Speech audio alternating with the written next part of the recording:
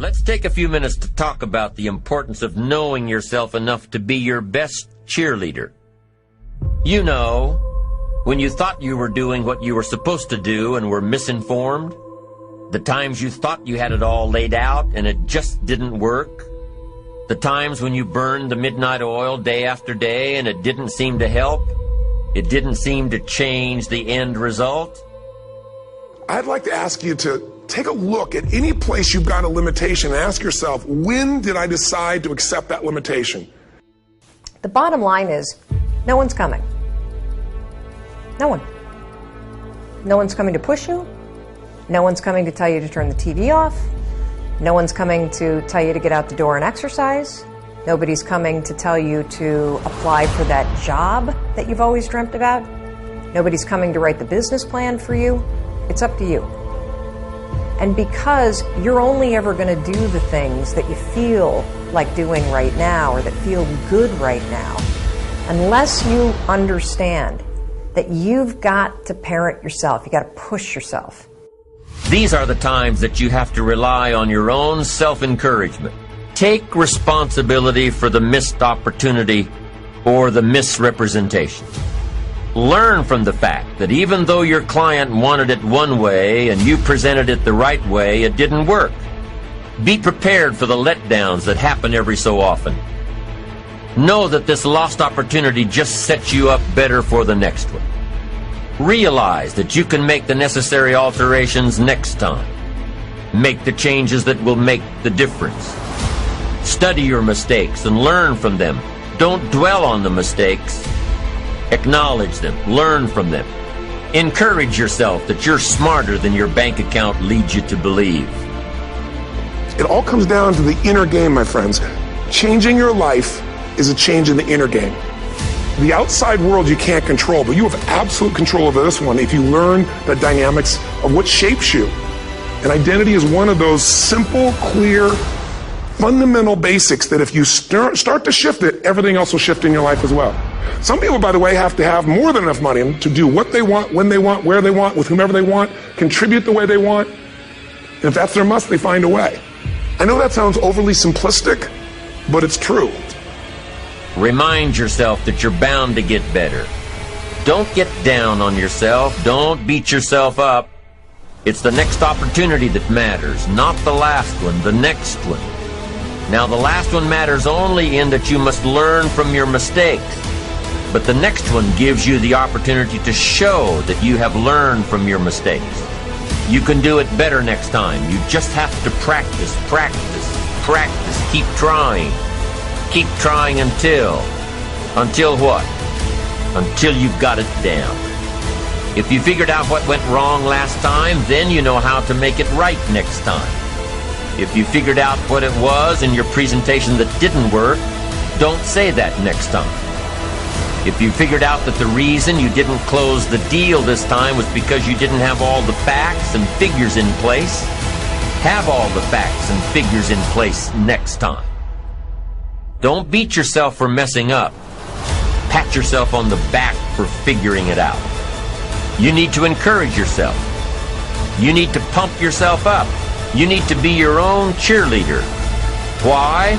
Because you can't wait and hope that someone else will come along and cheer you up, make you feel better, tell you that you'll do better next time. You have to rely on yourself.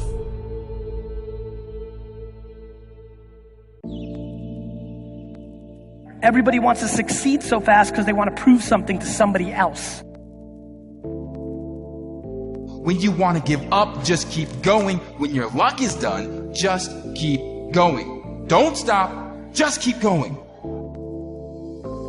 Let's suppose that there's a vast, hugely powerful force that nobody can withstand. And this immense force is always active and in furious motion. It never rests. It's like a slowly flowing river that can eventually carve the Grand Canyon out of solid rock. But that comparison doesn't really do it justice. The force I'm talking about is much more formidable than any river or ocean or glacier or any other natural phenomenon. Now, in trying to achieve your life's goals, would you prefer to fight against this great force? Would you want to struggle against this mighty power? that has all the odds overwhelmingly in its favor?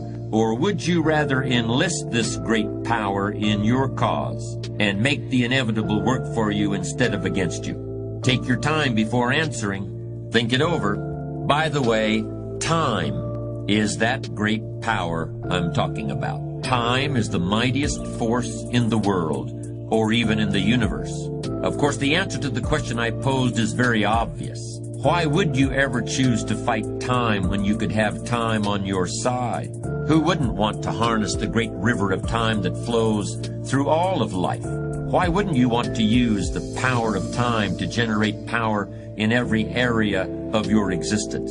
To turn the turbines of your hopes and dreams, to charge your every aspiration with lightning bolts of electricity? Well, there is only one way to make time work for you, not against you, and that's with patience. It's kind of the way I think about getting into shape. You've heard for 20 years that it's exercise and eating right. You just wish it was a pill. It won't be instantaneous. I know we want that, but it's not. Greatness takes time. That impulsive stuff, it don't last. When you build something with a foundation, with choices and character, you see, character is everything in life. Your attitude's going to really determine your altitude. Bouncing back, number one, is refusing to listen to the negative chatter in my own head, creating something from absolutely nothing. I didn't ask permission, I gave notice. At some point, I have to stop asking, can I be great? Can I be brilliant? Can I be okay and still be accepted? I just stopped asking permission and just gave notice unapologetically, not in a braggadocious way, not in a way that shrunk anyone else, in a way that said, I only got one life, and I'm gonna ride this one till the wheels fall off. And I'm telling you that I think you need to embrace desperation again in your life. Like, do you want it so bad that you're desperate for it? See, in a fight, you show me two people. This is why it's so hard to repeat as a champion in the fighting game. Because you show me someone who's up and coming, who's hungry for that title, who's never had it before, who can taste it, who knows if they win that belt, their whole life's going to change. They're going to be champion of the world, all the endorsements, all the money, all their family life, all their parents' lives are going to change. You show me somebody chasing that, hungry for it, against someone who's just trying to hold on to a title. And that's why most of the time the challenger beats the champ. It's hard to repeat as a champion because the hunger goes down just a little bit. The greatest athletes, the Kobes, the Bradys, the Jordans of sports, have a way of feeding their hunger all the time and increasing it. What separates them isn't just their work ethic, isn't just their talent, although those things matter, isn't just they practice more. What separates them is they're just hungrier. They somehow find a way as they climb up the ranks and win championships to get even hungrier for more, where 99% of the athletes lose just a little bit of their edge once they get that first championship, that first pro contract, that first big amount of money, that first world championship. They just lose their hunger a little bit. And then there's the elite. They get hungrier. It feeds the beast. What does it mean for you to advance economically if you lose your soul? What does it mean for you to end up running the business if you lose your soul? What does it mean to have a bigger house if you lose your soul? I want you to value what you have, not just what you're going to.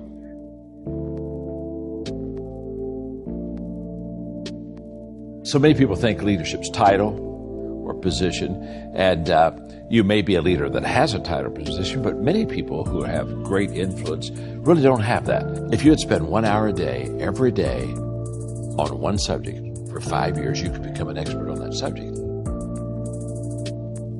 And I stopped asking the question, how long will it take? And I started asking the question, how far can I go?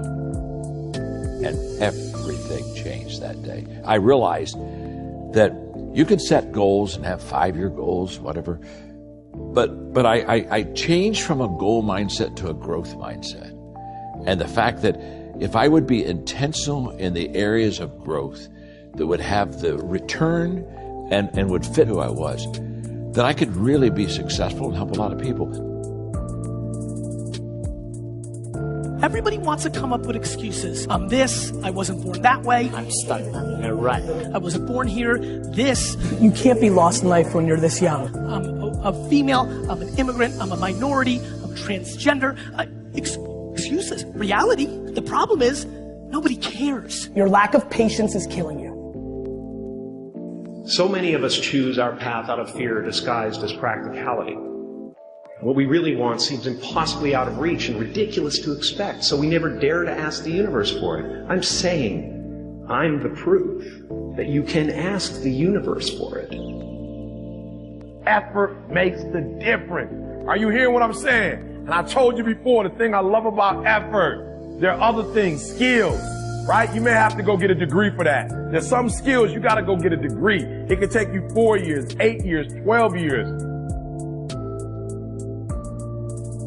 I heard Ed Milet once say, "You're one decision away from a totally different life." And I agree with him, but I want to ask you this. What is that one decision? And the answer is to take complete and total responsibility for everything in your life. You asked for my hustle, I gave you my heart, because it came with so much more. It's the ultimate sacrifice. Greatness has a cost. It reschedules your plans for you. It puts your family and friends on hold. It makes you feel misunderstood. And it will put you in some deep, dark holes.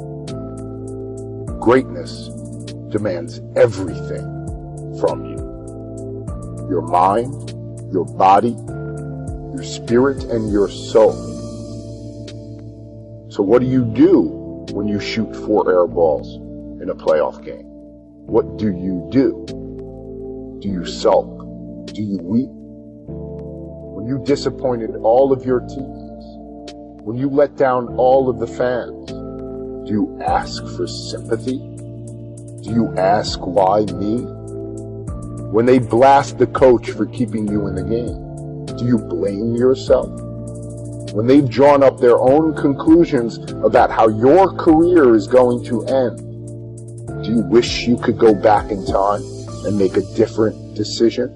Or do you get off of the plane and go straight to Palisades High and get the janitor to open up the gym and lock yourself in there until the sun comes up?